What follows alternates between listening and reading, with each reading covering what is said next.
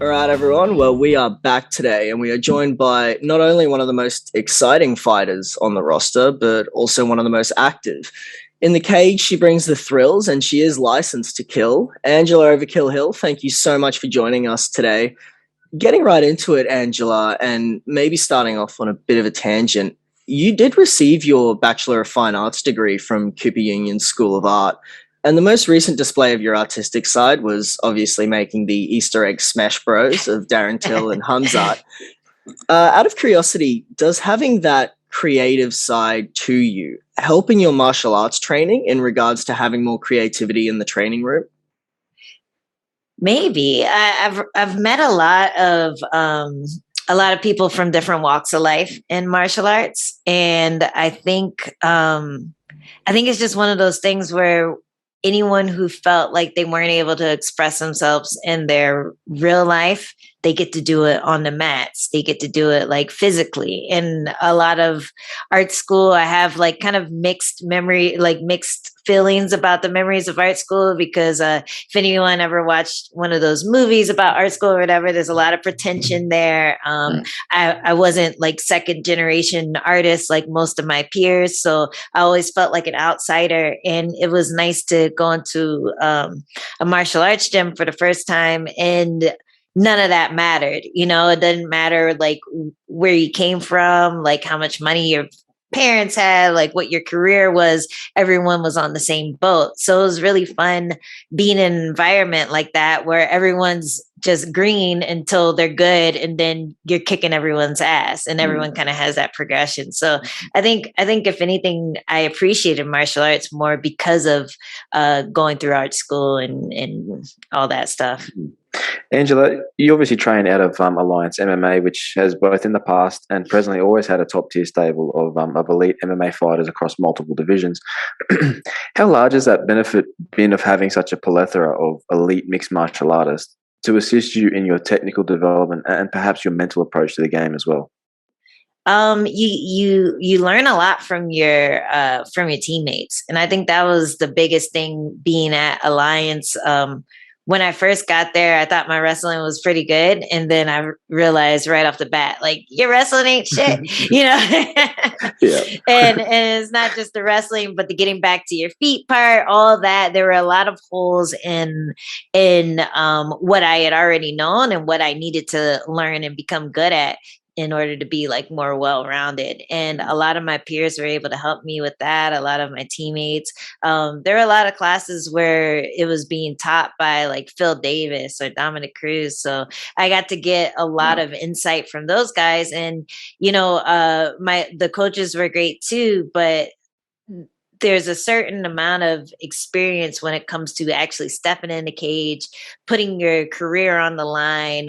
When it came to just mentality, I got a lot of insight from those guys when it came to that stuff, because that's probably one of the hardest parts. Like, it's easy to be a hard worker, at least for me. It's really easy to be a hard worker, but to step out there and to perform the way that you know that you can, a lot of times there's mental blocks. So it was helpful, just training with those guys, and even just training with them and then watching them compete and win titles and stuff. Like, just that is enough to tell me, okay, these guys are human. We're doing the same things. We're working on the same stuff, and they're over here winning championships. So it was really good for just for my confidence. For sure. So speaking on the success of Alliance MMA, and something that we like to do here is maybe give some love to some fighters who are coming up and they don't have a big name yet. Can you name any mixed martial artists that are currently training at Alliance MMA with you that you feel are really going to make an impact on the MMA scene that maybe don't have a big name yet? Yeah, I have a few. I'm actually not at there anymore. I left around like this time last year. But there are a couple guys over there that are just killing it. One is Damon Wilson.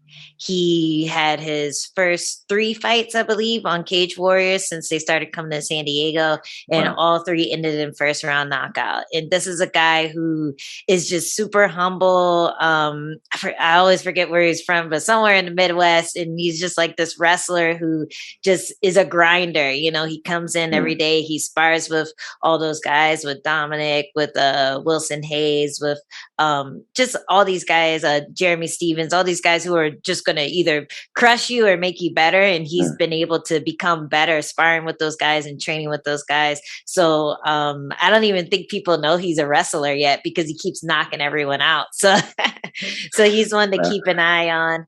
And then another one is Alberto. What is his last name? But we call him Philly, and he's super dope too. Hold up, I gotta figure out his last name because I don't want to not drop it. But he's a flyweight, so that's part of the reason why he hasn't really blown up yet. Yeah, and you know, he's just been under the radar too. He's been training with Alliance since before I got there. And he's a workhorse, man. He's super talented. He's fast. He's explosive. His grappling is insane. And yeah, he's just always working, always doing conditioning, and always doing footwork drills, just always working on something in order to become a better athlete. So Alberto Trujillo, that's the name. And one more person who I train with now. And I think there's a little confusion because I left Alliance MMA, but now I'm training at Alliance San Diego BJJ. So people out here call it Alliance. Yeah. That's the fancy Alliance. Alliance, there you go. Yeah. That's that fine arts degree coming into play. Alliance. Yeah, there you go. There's like a silly BJJ meme, and it's like Alliance, and then it has like Winnie the Pooh picture, and then Alliance, and it's like Winnie the Pooh with a monocle and a top hat. Yeah.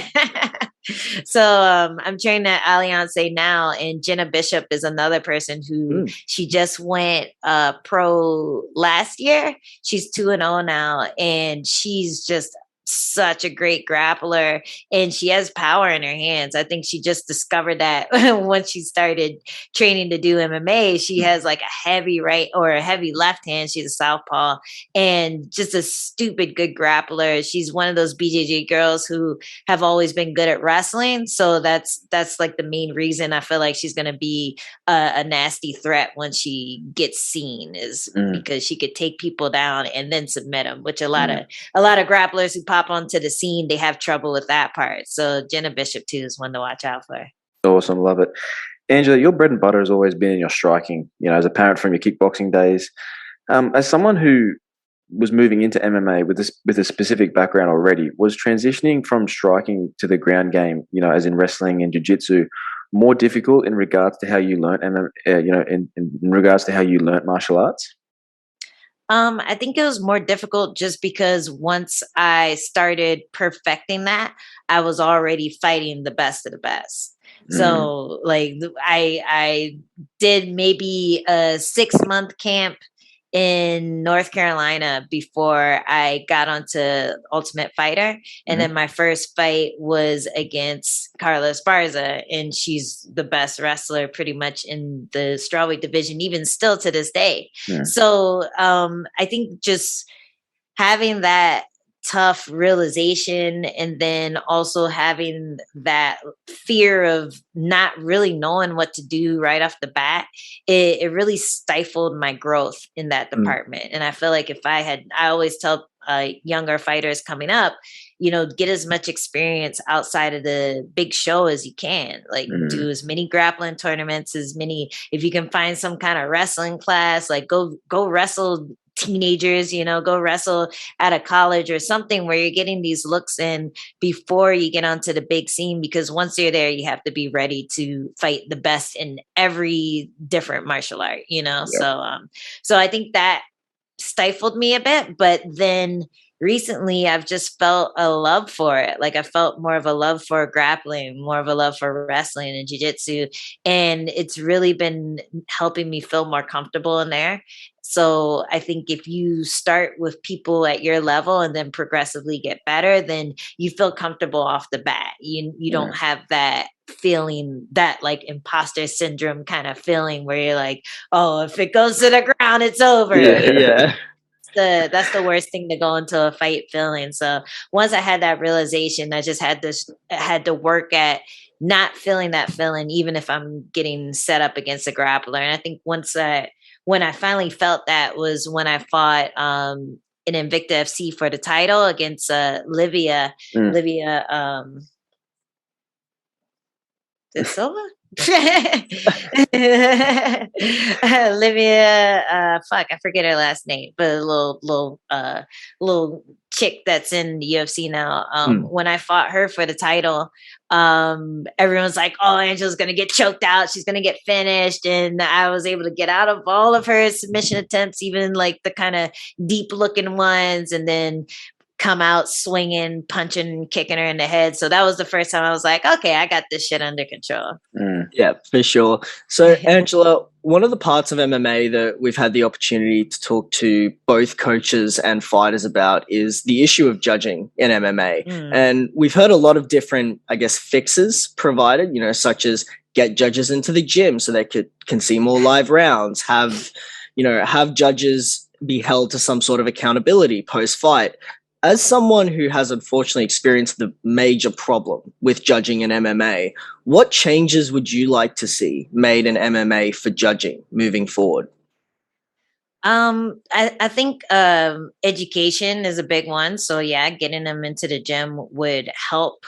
But then you also have the issue of biases. And I think that already exists. A lot of the fighters who live in Vegas probably benefit from biases just because the people who work in the industry who are associated with certain gyms who are trying to better themselves, you end up getting a relationship with some fighters or some coaches. You want to see them do well. If it's a close round, you might not be looking at it the same way someone who's rooting for the other person would be looking at it. So it's hard. That's a tough one. I feel like when it comes to keeping, like when they say, oh, maybe fighters should become judges, I always think of the biases part of it, fighters can become judges, but if I'm judging someone who is coached by my old teammate, I'm going to be a little more, lean into the other side when it's super close. But I think one fix is giving out more draw rounds, because the way that the 10-point must system is, they rarely give out like a 10-10 round. I think if you're more lenient with that, then you're going to get more fights that end up getting judged the way it looks in people's eyes, because you're not going to remember who won the close round, but you're going to remember which rounds were dominant. So if one person just smashes a guy, like the Aldo fight, Aljamain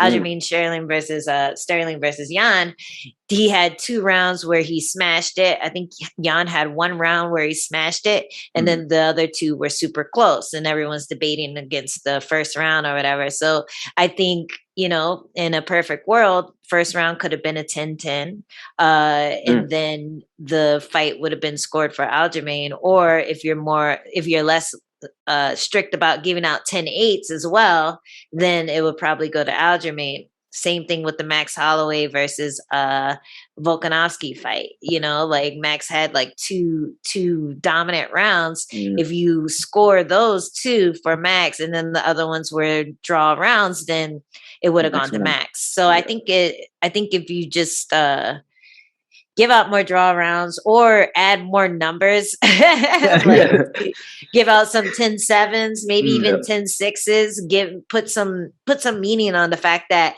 this was close, but I thought this guy won the round, as opposed to this guy definitely won the round, as opposed to this guy almost finished him. Like that should be 3 different scores. But right now, all of those scores are 10-9, sometimes a 10-8 if the judge read the scorebooks, or the rule book. So there's a lot of ways to fix it, I feel like, but in order to fix it, you're going to have to go through a lot of meetings, a lot of just unifying the athletic commissions, just the fact that we can need people in the face sometimes and sometimes we can't, like that creates so much confusion that I don't expect that to get changed anytime soon. So we'll see. Yeah, for sure. So, Angela, you were also fairly recently awarded your purple belt, which in and of Yeah. itself, it's a momentous achievement, as most people either quit at white belt or they disappear right after getting their blue belt. Whilst many people, especially in gyms, they like to promote, don't worry about belts, they're only symbolic, it's about progressing in your skill level. Was hitting that milestone in a sport like jiu-jitsu, where it is such a grind, significant for you? And later on in your jiu-jitsu journey, would you ever be interested in testing yourself in some maybe more high-profile grappling matches, perhaps on Submission Underground? Oh yeah, I love that. I've been looking at them. It's just when I get a fight booked, I have to chill Yeah. out with the grappling tournaments. But I've been dipping my feet in grappling tournaments this year, and that was one of my New Year's resolutions to go out and compete more, even though I hate it. And I really just hate it because of the weirdness. Like I hate Muay Thai tournaments too. Mm. It's just it's it always feels strange when you walk in there unless that's your thing, going to tournaments and competing. So as someone who doesn't do it that often, I'm always like, what are the rules again? Where am I supposed to stand? Like did they call my name? Wait, what? And what's I happening? can't throw a head kick in a grappling tournament. Yeah. Like the rules I can figure out, but it's just all the random stuff, like the random little weird stuff that people who go to tournaments a lot, they understand how to work around it, and people who don't end up like getting DQ'd for a dumb reason. Like I did IBJJF last when they went to LA, and I didn't get to compete because I missed weight, but I didn't realize I could only weigh in that one time. I missed weight by like 0.2 or 0.4 pounds. And then the next day for the no-gi part, my opponent also did that. They were like, oh, I'll just go use the bathroom real quick. And they're like, no, you're DQ'd. And I was just like, oh my God, like I just want to roll with someone. So it sucked because I didn't get to compete. And I think that turns a lot of people off from it in general. But it would be cool to do something like Submission Underground, where you have a person that you're gonna grapple, and it's just one match and you get to show off your skills. I really like that stuff. And then that New Year's show that they did, I'm not sure what that was called. Maybe it was it Submission Underground? But I think it was. Yeah, that was really cool. Like I like stuff like that. So I think that would be fun. High rollers is another one. Yeah. High rollers. I think everyone wants to do high rollers. I know. That was actually the first tournament I did since I got into the UFC. I did that tournament like 2018 or 17 or something. I was like, oh, this is fun. So, Cool. So I definitely want to do that again. Just because I like how low key it is. It's just chill. You're just rolling, and only difference is people are watching. So I think that's really good practice too for anyone who's competing at a high level. Just, get those butterflies, get used to having those little butterflies, because even walking into a little competition where there's only a few hundred people, you're still like, oh, exactly. time to show off. So. Yeah. Angela, something we wanted to ask you was, coming from a striking background like yourself, and has now gotten their purple belt in BJJ. I'm sure you would have seen it. There was a mixed rule set fight in one championship between Demetrius Johnson and Rod Tang. In an ideal world, would you ever welcome a mixed martial arts rule set where we get similar to the one in the FC, where we could see a mixed rule set fight? Yeah, man. I think everyone loves kind of a freak show fight. Yeah, that's true. And that's what that felt like, it's like, because he's obviously going to get smashed by the MMA fighter. Let's make it a little more even so he has a chance, and I got to watch that fight recently, just to see how it went down. I knew DJ won, but I wanted to see how it went down. And Ratang was doing good in the striking round. Like he was doing really good. I'm like, oh shit, what's going to happen? So I thought that was really interesting, and I'd love to do that. Like with Submission Underground, you had a lot of MMA versus BJJ guys. It would be fun to do that, where maybe there's just a BJJ round, and then there's an MMA round where they have to figure out how to take you down, or maybe there's a wrestling round, you know, where maybe the MMA fighter is going to have the edge just because they can't really hang out on their back and pull guard. So yeah, I think that stuff is awesome. I'm totally down for doing something like that in the future. And I always joke that when I'm 50, I'm going to be fighting in resin. So so that's my goals. Awesome. Angela, your next scheduled bout is against Virna Jandiroba on May 14th. She obviously has a black belt herself in BJJ, and 13 out of her 17 wins have come by way of submission. As you're a very accomplished striker and kickboxer in MMA, is this fight one you'd rather keep standing, or do you welcome the challenge on the ground as being a newly minted purple belt yourself? I welcome the challenge just because I've been training with some really good black belts and just working on staying safe and trying to do my own stuff to them. And you know, the girl that I mentioned earlier, Jenna Bishop, she is just world renowned, probably top 5 or top 10 in her weight class. Grappler, she won ADCC. She's gone to Abu Dhabi. Like, she's just done it all. So being able to train with her is like really opened my eyes to the levels of black belts. And Virna is not like the type. She's not like a competition black belt. You know, she does well against MMA fighters, but you know, I bet if you put her in a tournament, I could probably do some things to her. So I think that's definitely something that has prepared me well. Like, I feel way more prepared for this fight this year than I did last year. So it's really helped just being at Alliance San Diego, Alliance, where all they do is grapple. Like, all they do is like compete, grapple, rinse, repeat. So they've given me a lot of good looks and really got my defense good, but also got my offense really good as well. So I feel really confident going into this one just because I know I'm going to smash her on the feet. And I feel like if it does go to the ground and it gets a little hairy, I'll just be able to stay safe and get back up eventually. Awesome. For sure. So, Angela, final question from us, and probably the most important one. Will we ever see the fallout for Vault Dweller cosplay in your UFC walkout?